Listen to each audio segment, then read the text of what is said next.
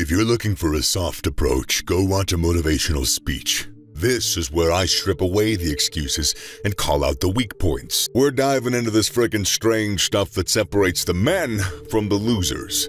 You want to be a high-value man?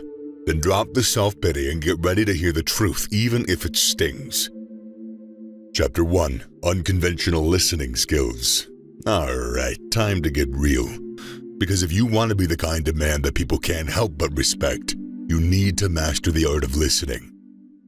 And I'm not talking about the half-baked, nod and pretend kind of listening. I mean really tuning in. You see, most guys are so busy thinking about what they're going to say next that they completely miss out on the magic of genuine listening. It's time to break free from that mold. High-value men have a secret weapon: unconventional listening skills. They don't just hear the words, they decipher the meanings, the emotions, the unsaid stuff hanging in the air like invisible ink. They listen to understand, not just to respond. And let me tell you, that's a game changer. Imagine the respect you're going to earn when you're the guy who remembers her little quirks, her dreams, the stuff she whispered between the lines. That's the kind of stuff that sets you apart. Just picture you're at a party and she's talking about her favorite book. Now, instead of tuning out and planning your next witty remark, you dive into the conversation. You ask her about the characters, the plot twists, how the story made her feel. You're not just hearing her words, you're building a connection. And guess what? She's not just impressed, she is intrigued. She's thinking, wait, this guy actually cares about what I'm saying? And it doesn't stop there. When you are genuinely engaged in a conversation, it's like you're uncovering hidden treasures. You notice the sparkle in her eyes when she talks about her passions. You catch the slight shift in her tone when a certain topic hits a nerve. You become attuned to the rhythms of her speech, the cadence of her laughter. All the stuff that most guys miss because they're too busy crafting their next line. Chapter 2. The Art of Noncomparative Confidence. Alright, let's talk about confidence. Not the kind that's inflated by putting others down. That isn't being a high-value man. High-value men don't need to belittle others to boost themselves up. They exude self-assuredness that comes from within, not from tearing someone else down. You see, true confidence isn't about shouting from the rooftops about how amazing you are. It's knowing who you are and not needing anyone else's validation to prove that. Let's break it down. You've got your self-assured, high-value man who's comfortable in his own skin. He's the guy who's not threatened by other people's success, who doesn't feel the need to one-up every story, who doesn't use comparison as a crutch. And then you've got your arrogant pretense of a man who's so insecure that he needs to make others feel small to feel big. Imagine you're in a group setting and someone shares a great accomplishment. The non-comparative confident man genuinely celebrates that success. He doesn't feel the need to launch into his own list of achievements to feel important. He knows that his value doesn't diminish just because someone else is shining. Now, the arrogant guy. He's the one who can't stand the spotlight shifting away from him. He'll immediately counter with his own stories, belittling others' achievements to make his own seem bigger. But guess what? It's so transparent, and it's not a good look. People might pretend to be impressed, but deep down, I promise you, they are rolling their eyes. Chapter 3. Vulnerability as a Strength. Listen, because I'm about to shatter a myth that has been holding too many guys back. Vulnerability is not a sign of weakness. In fact, it is one of the strongest weapons in a high-value man's arsenal.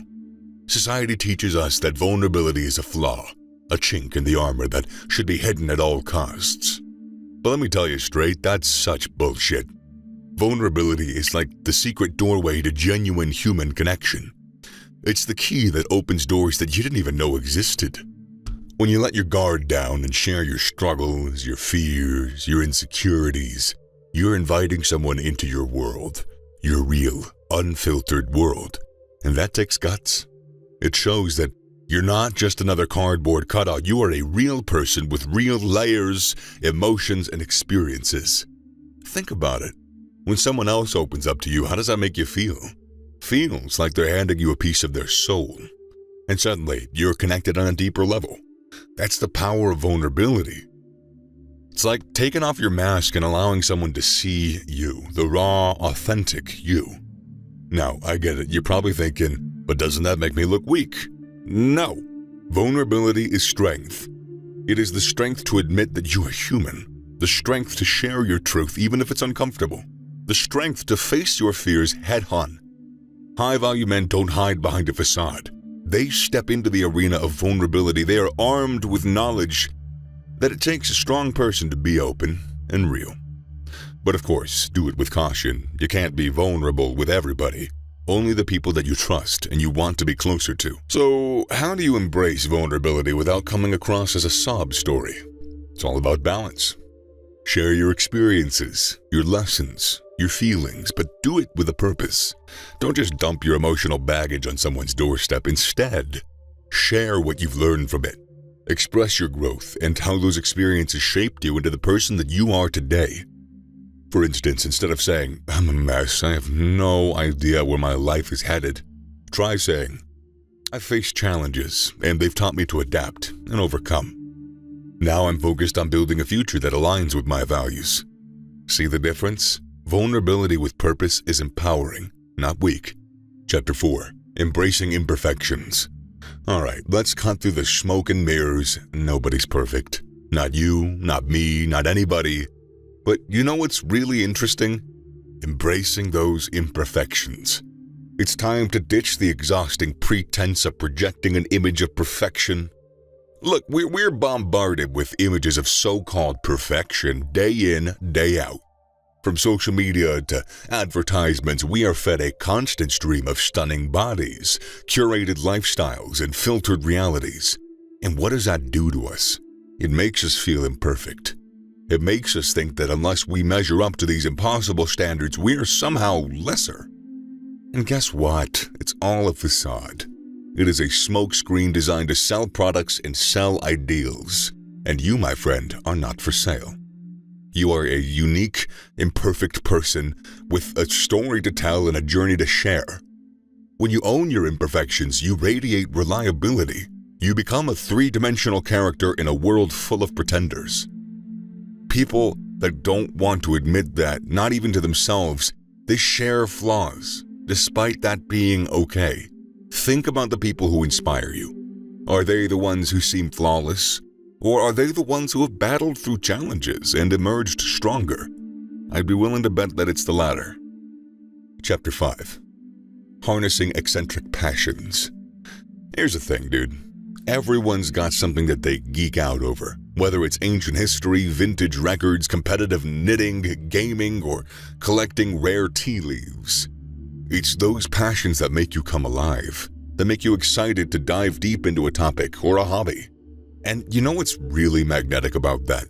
It is that unapologetic enthusiasm that shines through when you talk about it. Too many guys, though, let these passions stay hidden in the shadows. Maybe you're afraid of being labeled as weird, uncool maybe. Maybe you think your interest won't impress anybody. Well, I'm here to tell you that those passions are your golden ticket to intriguing conversations and genuine connections. Imagine you're at a gathering and a small talk is circling the room. But instead of joining the generic conversation about the weather, you dive into stories about the intricacies of ancient Mayan architecture or the historical significance of vintage typewriters. You're gonna stand out so fast, my friend. You will be the guy who's not afraid to embrace the unconventional, who's not afraid to be himself, who's not afraid. And who the hell knows? Maybe these people are also interested in this stuff. You don't know. And let's talk about attraction. It's attractive because it shows depth, curiosity, and a willingness to pursue what makes you tick. Plus, it's an open invitation for like-minded individuals to step out into your orbit. You would never in a lifetime actually truly want to spend your life with a woman who doesn't like you for who you are. So why invite people into your life who don't? Becoming a high-value man isn't about conforming to anyone's expectations. It's about embracing your own unique strengths and qualities that set you apart.